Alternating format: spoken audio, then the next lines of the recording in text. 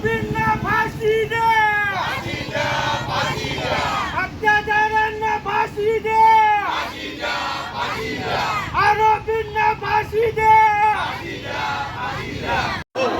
महाराज मध्ये सहभागी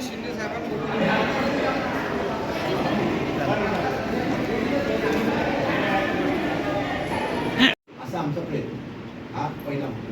दुसरा मुद्दा, आपण सगळ्यांनी जे काय आता मुद्दे सांगितले त्याच्यापैकी काही मी लिहून घेतले। आपल्यासारखेच काही समाजातल्या वेगवेगळ्या संघटना आणि चांगले नागरिक आम्हाला भेटत आहेत आणि पत्रकार मंडळी भेटत आहेत।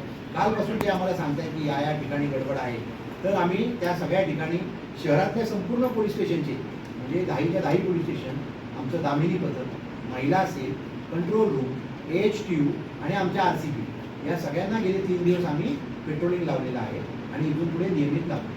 आता दुसरा 1-2 मुद्दे जे काहींनी सांगितले किंवा काय किंवा आपण सांगितले, तर आता मी जर वयाने संज्ञान असेल आणि हो, तुम्हाला काय वाटतं या प्रकरणात नेमकं पोलीस काय भूमिका घेत आहे? पोलिस कुठेतरी काही दडवण्याचा प्रयत्न करतात असं तुम्हाला वाटतंय का? काय तुमचा आरोप आहे? खूप मोठी या अमरावती जिल्ह्याला मानवतेला काळिमा फासणारी राष्ट्रसंताची ही अमरावती आहे।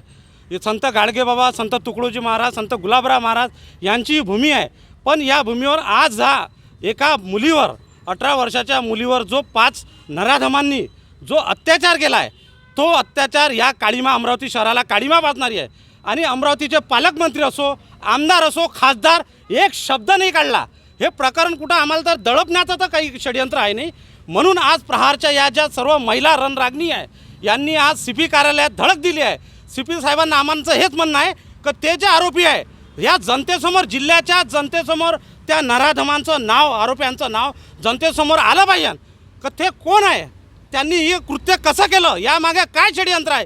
या सर्व षडयंत्राचा पोलिसांनी आम्हाला जबाब दिला पाहिजे, त्यांचं नाव या जनतेसमोर आलेलं पाहिजे।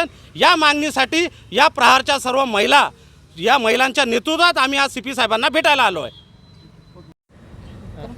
भानखेडा प्रकरणामधून रस्त्यावर जे काही पीडित महिलावर अत्याचार झाला, ज्या 5 नराधमांनी तिच्यावर अत्याचार केला आहे, त्या नराधमांना फाशी झालीच पाहिजे अशी आमची प्रहार जनशक्ती पक्षाच्या वतीनं आपणास विनंती करतो आहे की जे नराधम अटक झाले हे सांगतायत, पण त्यांचं नाव घोषित केलेलं नाही। आणि पोलीस प्रशासनाला आमची प्रहारतर्फे कळकळीची विनंती आहे की त्यांना तात्काळ जेवढी कारवाई होईल तेवढी कठोर कारवाई करा। कारण की आज आमच्याही मुली शिक्षणाच्या आहेत आणि शिक्षणाच्या असून बाहेर जातात। एकटी मुलगी पाठवायची आम्हाला पण भीती निर्माण झालेली आहे।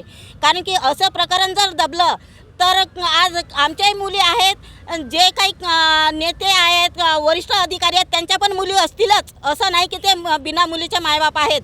पण अशा परिस्थितीत जर त्या पीडित महिलेला न्याय मिळाला नाही तर असे नराधमांना सुविधा मिळेल किंवा त्यांना सूट मिळेल, म्हणून त्यांना सूट मिळू नये त्याकरिता आम्ही प्रहार जनशक्ती पक्षाने इथं आंदोलन केलं आहे की त्या आरोपींना कडक कारवाई झालीच पाहिजे आणि किंवा त्यांना फाशी झालीच पाहिजे, एवढीच आमची मागणी आहे। असं कुठल्या दिशेने पोलिसांना मागणी आहे?